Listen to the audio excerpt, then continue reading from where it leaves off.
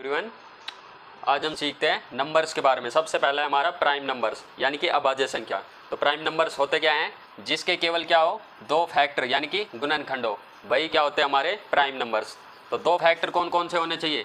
एक तो 1 होना चाहिए, ठीक है, और एक इटसेल्फ। एक क्या होना चाहिए? इटसेल्फ, यानी कि जो संख्या स्वयं हो, जो संख्या क्या हो, स्वयं हो, तो वो क्या होता है हमारा प्राइम नंबर। ठीक है, दो फैक्टर होने चाहिए, एक तो 1 और एक जो संख्या स्वयं हो यानी कि इटसेल्फ। जैसे एग्जांपल से देखते हैं, सबसे छोटा प्राइम नंबर हमें से पूछ ले क्या है सबसे छोटा प्राइम नंबर, तो सबसे छोटा प्राइम नंबर कौन सा होता है?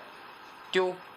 2 के देखो दो फैक्टर बनेंगे सिर्फ, एक तो 2 1 की टेबल में आता है, ठीक है, 1 2 जा 2, और एक इटसेल्फ यानी कि 2 जो संख्या स्वयं हो। तो ये क्या है हमारा 2 क्या होगा हमारा प्राइम नंबर। ठीक है, इसके बाद नेक्स्ट देखते हैं 3। 3 क्या हमारा प्राइम नंबर्स होता है? बिल्कुल होता है। देखो 3 एक तो 1 की टेबल में आता है सिर्फ, 1 3 जा 3, और एक इसका सेकंड फैक्टर यानी कि इटसेल्फ जो संख्या स्वयं हो, वही इसका फैक्टर होगा। तो 2 के देखो 2 फैक्टर, तो ये प्राइम नंबर। 3 के 2 फैक्टर, ये क्या होगा प्राइम नंबर। उसके बाद जैसे देखते हैं 5 क्या हमारा प्राइम नंबर्स है? बिल्कुल होगा। देखो 5 1 की टेबल में आता है और एक इटसेल्फ यानी कि जो संख्या स्वयं यानी कि 5 की टेबल में आता है, 5 1 जा पे। उसके बाद 7 के केवल कितने फैक्टर बनेंगे? दो फैक्टर बनेंगे, एक तो 1 और एक 7 खुद बनेगा, ठीक है। उसके बाद 11, ठीक है, 11 के कितने फैक्टर बनेंगे? एक तो 1 बनेगा और एक इटसेल्फ यानी कि 11, ठीक है। प्राइम नंबर्स हमारे क्या होते हैं? जिसके केवल दो फैक्टर हो, 1 एंड इटसेल्फ। एग्जाम्पल 2 सबसे छोटा, अगर हमसे प्राइम नंबर कोई पूछ ले तो क्या बताएंगे? 2, ठीक है। 2 के दो फैक्टर बने 1 एंड 2, 1 एंड इटसेल्फ, ठीक है। उसके बाद अगला नेक्स्ट प्राइम नंबर कौन सा आता है? 3 के बाद कौन सा आता है? 5 के बाद 7 के बाद 11, ठीक है। ऐसे ही चलता जाएगा। 11 के बाद क्या आएगा? नेक्स्ट प्राइम नंबर कौन सा आएगा? 13 आ जाएगा। 13 एक तो 1 की टेबल में आता है और एक 13 इटसेल्फ यानी कि खुद की टेबल में आता है, 13 1 जा 13। लेकिन हमसे कोई पूछ ले क्या 4 हमारा प्राइम नंबर्स है? तो देखो 4 के क्या सिर्फ दो फैक्टर बनते हैं? देखते हैं, एक तो 1 खुद है, 1 4 जा 4, लेकिन 4 2 की टेबल में भी आता है, और एक 4 इटसेल्फ यानी खुद की टेबल में आएगा, 4 1 जा 4। तो ये क्या प्राइम नंबर्स होगा? कितने फैक्टर बन गए इसके? 2 से अधिक बन गए, 2 से अधिक बन गए, तो ये हमारा प्राइम नंबर्स नहीं है। जैसे हमसे एग्जांपल आ गया 10 क्या हमारा प्राइम नंबर्स है? प्राइम नंबर्स होता क्या है? केवल दो फैक्टर होने चाहिए। तो देखते हैं, एक तो 1 होगा, एक 2 होगा, एक 5 होगा, और एक क्या होगा? 10 खुद, ठीक है। तो 2 से ज़्यादा फैक्टर हो गए ना, तो ये भी हमारा प्राइम नंबर्स नहीं होगा, ठीक है।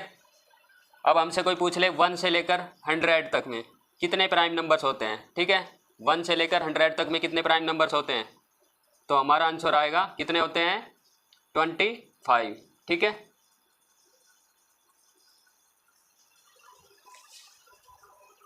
नेक्स्ट है हमारा कंपोजिट नंबर। तो कंपोजिट नंबर क्या होता है? संयुक्त संख्या, ठीक है।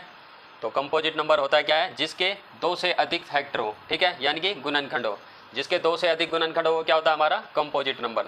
तो एग्जाम्पल से देखते हैं, सबसे छोटा कंपोजिट नंबर यानी कि सबसे छोटी संयुक्त संख्या कौन सी होगी जिसके 2 से अधिक फैक्टर हो? तो एग्जाम्पल क्या होगा उसका? 4 होगा। कौन सा होगा सबसे छोटा कंपोजिट नंबर? 4। तो देखो कैसे इसके 2 से अधिक फैक्टर बनेंगे, एक तो 1 होगा और एक 2 2 जा 4, एक क्या होगा? 4। तो इसके कितने फैक्टर बन गए? 3 फैक्टर बन गए ना। 4 के कितने फैक्टर बन गए? 3। तो ये क्या होगा हमारा? 2 से अधिक फैक्टर क्या होगा हमारा? Composite number. उसके बाद जैसे एग्जाम्पल है 6 क्या हमारा कौन सा नंबर होगा? 6 एक तो देखो 1 की टेबल में आता है, एक 2 की टेबल में आता है, 2 3 जा पे, और एक 3 2 जा 6, और एक खुद की टेबल में आएगा यानी कि 6 1 जा 6। तो ये भी कितने फैक्टर बन गए इसके? 4 फैक्टर, और 2 से अधिक फैक्टर वाला क्या होता है हमारा? Composite number. तो 6 भी हमारा क्या है? Composite number.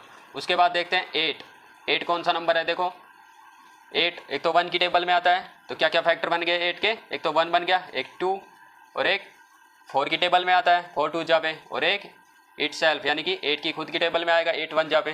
तो इसके कितने फैक्टर बन गए? 4, और 2 से अधिक फैक्टर वाला क्या होता है हमारा? Composite number. तो 4 6 8। उसके बाद जैसे एग्जाम्पल है 9 कौन सा नंबर है? तो देखो 1 की टेबल में आएगा, 1 9 जा पे, एक 3 की टेबल में आएगा, एक 3 जा पे, एक 9 1 जा 9। तो 9 भी हमारा कौन सा नंबर है? Composite number. क्यों है? क्योंकि इसके 2 से अधिक फैक्टर आ रहे हैं। उसके बाद 10 को देखते हैं कौन सा नंबर है? एक तो 1 की टेबल में आएगा, क्या क्या फैक्टर निकल रहे हैं इसके? 1, उसके बाद 2 5 जा, उसके बाद 5 2 जा, उसके बाद इटसेल्फ यानी कि 10 खुद की टेबल में आएगा। तो इसके कितने फैक्टर बन गए? 4। 2 से अधिक फैक्टर यानी कि इसके कितने गुणनखंड बने? 4 गुणनखंड बने। और 2 से अधिक फैक्टर वाला क्या होता है? हमारा कंपोजिट नंबर। तो ये हमारा कंपोजिट नंबर, ठीक है। हमारा कोप्राइम नंबर्स। कोप्राइम नंबर्स को क्या बोलते हैं हम? सह अभाज्य संख्या। तो सह अभाज्य संख्या क्या होती है, यानी कि कोप्राइम नंबर्स क्या होते हैं? तो क्या होते हैं? वे दो संख्याएं जिनका HCF क्या होना चाहिए? 1। तो वो क्या होगा? हमारा कोप्राइम नंबर्स। HCF को क्या बोलते हैं हम? महत्तम समापवर्तक, शॉर्ट में बोलते हैं मैसएप है, ठीक है। तो एग्जाम्पल से देखते हैं। पहला एग्जाम्पल है 8 और 15 कौन सा नंबर है? क्या कोप्राइम नंबर्स होगा? कोप्राइम नंबर्स होने के लिए शर्त क्या है? HCF क्या होना चाहिए? 1, ठीक है। तो निकालते हैं इसका HCF। सबसे पहले फैक्टर निकालेंगे 8 के और फिर फैक्टर निकालेंगे 15 का, ठीक है। और HCF क्या आना चाहिए कोप्राइम नंबर्स होने के लिए? 1। तो देखो 8 के क्या क्या फैक्टर बनेंगे? सबसे पहले 2 की टेबल में आता है ना 8, कब आता है? 4 जा पे, 2 4 जा 8। अब 4 देखो 4 आता है 2 की टेबल में, कब आता है? 2 2 जा 4। 2 की टेबल में 2 आता है, कब आता है? 1 जा पे, ठीक है। तो 8 के फैक्टर क्या क्या बन गए? 8 के फैक्टर क्या क्या आए हमारे? 2 × 2 × 2, ठीक है। 8 के फैक्टर निकाल लिए हमने। उसके बाद निकालते हैं 15 के फैक्टर। देखो 15 क्या 2 की टेबल में आता है? नहीं आता। 3 की में आता है, कब आता है? 5 जा पे, 3 5 जा 15। और 5 खुद की टेबल में आता है, कब आता है? 1 जा पे, 5 1 जा 5। तो 15 के फैक्टर क्या क्या आ गए हमारा? 3 × 5। तो देखिए, देखो 8 और 15 का HCF क्या आएगा? अब देखो क्या कोई पेयर्स मिल रहा है? यहाँ पर 2 × 2 × 2, यहाँ पे कोई 2 है? नहीं है। तो इसका HCF क्या आएगा? हमारा कोई पेयर्स ही नहीं मिल रहा, तो इसका HCF क्या आएगा 8 और 15 का? 1। तो ये कौन सा नंबर होगा? कोप्राइम नंबर्स होगा, तो ये होगा, ठीक है। उसके बाद देखते हैं 3 और 5 क्या ये कोप्राइम नंबर्स है? तो सबसे पहला काम क्या है? फैक्टर्स निकालेंगे। 3 के फैक्टर्स निकालते हैं। 3 खुद की टेबल में आता है, कब आता है? 1 जा पे, ठीक है। उसके बाद 5 के फैक्टर निकालेंगे। 5 खुद की टेबल में आएगा, कब आएगा? 1 जा पे। तो फैक्टर बने 3 के क्या फैक्टर आए? 3 × 1। और 5 का फैक्टर क्या आया? 5 का क्या आया? 5 × 1, ठीक है। 3 का आया 3 × 1। तो देखो एक ही पेयर्स बन रहा है, 1 ही बन रहा है, तो इसका HCF भी क्या आएगा? 1 ही आएगा। तो 3 और 5 का HCF क्या आया? 1। और जिनका HCF 1 होता है वो कौन सा नंबर होता है? हमारा कोप्राइम नंबर। तो 3 और 5 ये भी क्या है? हमारा कोप्राइम नंबर्स है। अब देखते हैं 6 और 8 ये क्या कोप्राइम नंबर्स होगा? कोप्राइम नंबर्स के लिए हमारा HCF क्या आना चाहिए? 1 आना चाहिए। तो पहले निकालते हैं 6 के फैक्टर। 6 देखो 2 की टेबल में आता है, कब आता है? 3 जा पे, 2 3 जा 6। अब 3 कब आता है 3 की टेबल में? 3 1 जा पे, 3 1 जा 3। अब निकालते हैं 8 के फैक्टर। 8 देखो 2 की टेबल में भी आता है, कब आता है? 4 जा पे, ठीक है। 4 फिर से 2 की टेबल में आता है, कब आता है? 2 जा पे। 2 की टेबल में कब आता है? 1 जा पे। तो 6 के फैक्टर क्या क्या बने? 2 × 3। और 8 के फैक्टर क्या क्या बन गए? 2 × 2 × 2। तो देखो यहाँ पे पेयर्स मिल रहा है ना 2 का, ये पेयर्स मिल गया। तो इसका HCF क्या आएगा हमारा? 3 यहाँ पे नहीं है, 8 की टेबल में नहीं है, 8 के फैक्टर में। तो ये इसका HCF क्या आ जाएगा? 6 और 8 का 2 क्या आया? 2। लेकिन हमारा कोप्राइम नंबर होने के लिए HCF क्या आना चाहिए था? 1। तो ये क्या कोप्राइम नंबर्स होगा? तो ये नहीं होगा, ठीक है। तो 8 और 15 कोप्राइम नंबर्स है। क्यों है? क्योंकि इसका HCF क्या आया? 1 आया। 3 और 5 इसका HCF क्या आया? 1। तो ये भी क्या होगा? हमारा कोप्राइम नंबर। लेकिन 6 और 8 का HCF क्या आया? हमारा 2। तो ये कोप्राइम नंबर्स नहीं होगा, ठीक है। नेक्स्ट है हमारा फैक्टर्स यानी कि गुणनखंड। तो फैक्टर्स क्या होता है? जो किसी दूसरी संख्या को बिना शेष यानी कि रिमाइंडर के पूरी तरह क्या कर दे? विभाजित कर दे। यानी कि कोई भी नंबर्स है अगर उसका हम डिवाइड करते हैं तो रिमाइंडर क्या आना चाहिए? 0। तो वो क्या होंगे? उसके फैक्टर्स होंगे, ठीक है। जैसे एग्जाम्पल के लिए लेते हैं 12। हमें बताना है 12 के क्या क्या फैक्टर्स निकलेंगे, ठीक है। तो देखो 12 का 1 तो फैक्टर हो गई, 1 तो सब नंबर की टेबल में आएगा, ठीक है।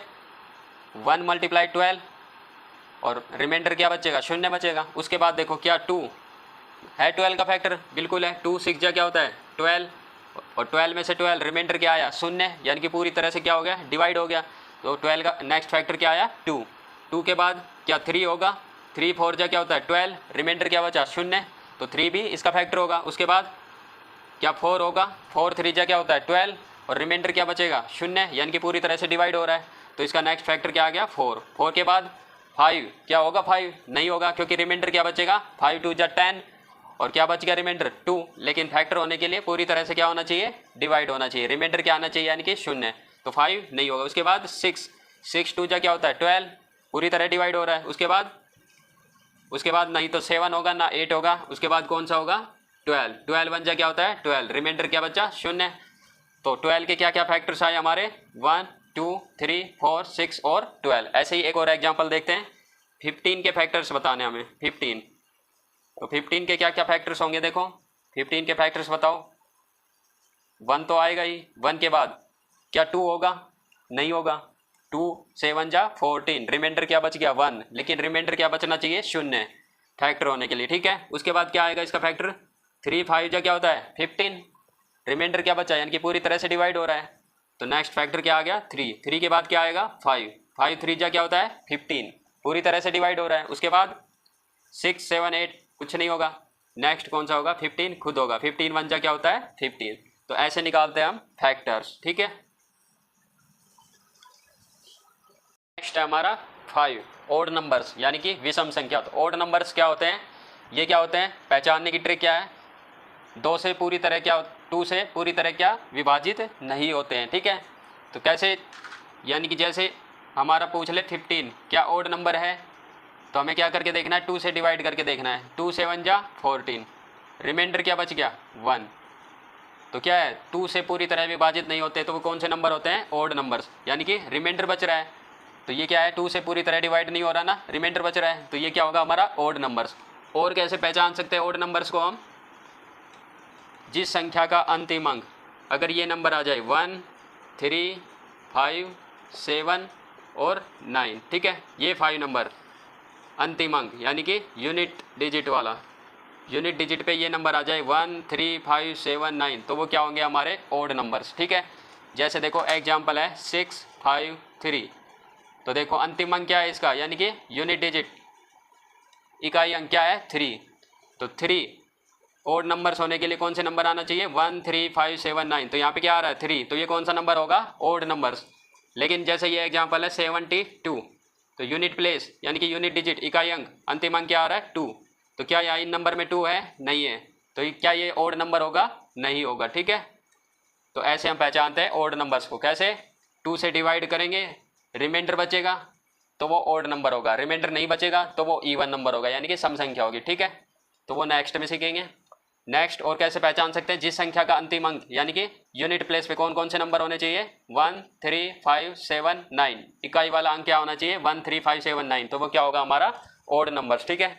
एग्जाम्पल है फाइंड द ओड नंबर, इसमें से ओड नंबर बताओ कौन कौन से, देखो अंतिम अंक क्या है 3, इसका अंतिम अंक क्या है 8, यहाँ पे क्या है 9, यहाँ पे क्या है 2, यहाँ पे क्या है 1, ठीक है। यानी कि इकाई वाला अंक हमने देख लिया। तो देखो 3 क्या है ओड नंबर में अंतिम अंक 1 3 5 7 9, तो ये क्या ओड नंबर होगा, तो ये होगा, ठीक है। यहाँ पे क्या आ रहा है 8, क्या हमने लिखा है इन नंबर में 8, नहीं लिखा ना, तो ये हमारा ओड नंबर नहीं होगा। 9 देखो है इन नंबर में, तो ये भी क्या होगा हमारा ओड नंबर होगा, ठीक है। उसके बाद 2 अंतिम अंक क्या आ रहा है 2, लेकिन यहाँ नंबर में 2 है नहीं, तो ये हमारा ओड नंबर नहीं होगा। ऐसे ही अंतिम अंक क्या आ रहा है 1, तो यहाँ पर है 1, तो ये क्या होगा हमारा ओड नंबर होगा। तो ऐसे हम पहचान सकते हैं ओड नंबर को, ठीक है। नेक्स्ट है हमारा इवन नंबर्स यानी कि सम संख्या क्या होती है, ठीक है, क्या होते हैं, कैसे पहचान सकते हैं। एक तो ये 2 से पूरी तरह क्या होते हैं विभाजित, यानी कि कोई भी नंबर है जैसे 16 है तो इसको पता लगाना है क्या ये इवन नंबर होगा, तो 2 से डिवाइड करके देखना है, 2 8 जा क्या होता है 16 और रिमाइंडर क्या बचा 0, यानी कि 2 से पूरी तरह डिवाइड हो रहा है, रिमाइंडर भी 0 आ रहा है, तो 2 से पूरी तरह विभाजित होते हैं, तो वो कौन से नंबर होते हैं इवन नंबर, तो 16 हमारा क्या होगा इवन नंबर होगा, ठीक है। और कैसे पहचान सकते हैं, जिस संख्या का अंतिम अंक यानी कि यूनिट डिजिट इकाई अंक क्या होना चाहिए 0 2 4 6 और 8, अगर ये नंबर हो अंतिम अंक यानी कि यूनिट डिजिट यानी कि इकाई अंक, अगर ये नंबर है तो वो क्या होंगे हमारे इवन नंबर्स। तो देखो एग्जाम्पल से देखते हैं, फाइंड द इवन नंबर्स। 72 अंतिम अंक क्या है इसका यूनिट डिजिट वाला 2, इसका इकाई अंक क्या है यूनिट डिजिट वाला नंबर 0, इसका अंतिम अंक क्या है 3, इसका क्या है 9, इसका क्या है 6, ठीक है। तो यूनिट डिजिट वाले नंबर से हम पता लगा सकते हैं कि ये इवन नंबर होगा या नहीं होगा, ठीक है। तो देखो 2 आ रहा है क्या इन नंबर्स में, देखो ये रहा, तो ये क्या होगा हमारा इवन नंबर्स होगा। यहाँ पे क्या है 0, तो यहाँ पर है इन नंबर में, तो ये भी क्या होगा हमारा इवन नंबर्स होगा। ठीक है, यहाँ पे क्या है यूनिट डिजिट में 3, तो 3 इन नंबर्स में है नहीं है, तो ये हमारा इवन नंबर्स नहीं होगा। कौन सा होगा ये, ओड नंबर होगा। ठीक है, यहाँ पे क्या है 9, 9 क्या है इन नंबर में नहीं है, तो ये भी हमारा इवन नंबर नहीं होगा। कौन सा होगा, 9 किस में आता है, ओड नंबर में, तो ये क्या होगा ओड नंबर, इवन नंबर नहीं होगा। ऐसे ही 6 देखो ये रहा 6, तो ये क्या होगा हमारा इवन नंबर होगा। ठीक है।